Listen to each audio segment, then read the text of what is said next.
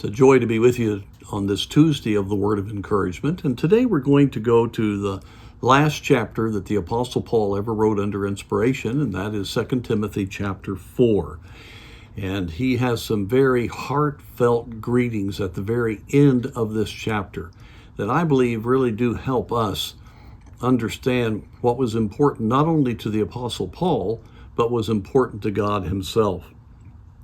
And we have the heart-wrenching verse 10, "For Demas hath forsaken me."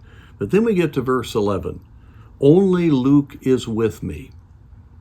Take Mark and bring him with thee, for he is profitable to me for the ministry." Here we see two men that were in a place that God could use them, and they were encouraged in the Lord. First of all, there was Luke. Luke was faithful.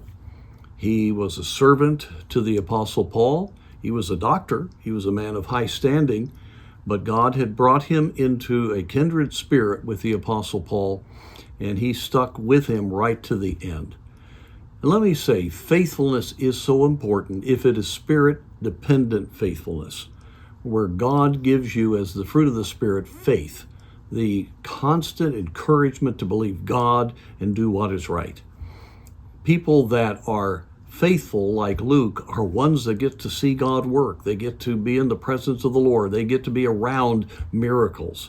And that's exactly what happened to Luke, and God used him to write the book of Luke, the Gospel of Luke, and then the book of Acts, two tremendous scriptures. And he was able to write them because he was right there in the midst of what God was doing. And then there's Mark. So thankful for the story of Mark, because Mark failed for a period of time. He didn't stay faithful, but he allowed himself to be mentored by his uncle Barnabas.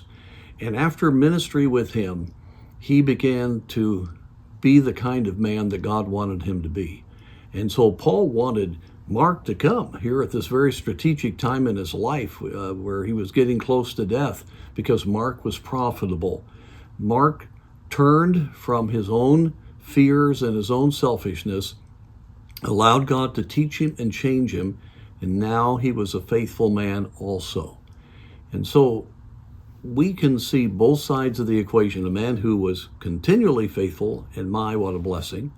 But then Mark, who started young and was allowed himself to be pulled away, but then came back and served the Lord humbly and faithfully. He also had the privilege of writing one of the books of Scripture, the Gospel of Mark. And so it's wonderful to see God's grace, and may we be encouraged to be faithful and to just stay with what God's called us to do. And I promise you, you do that, you will stay encouraged.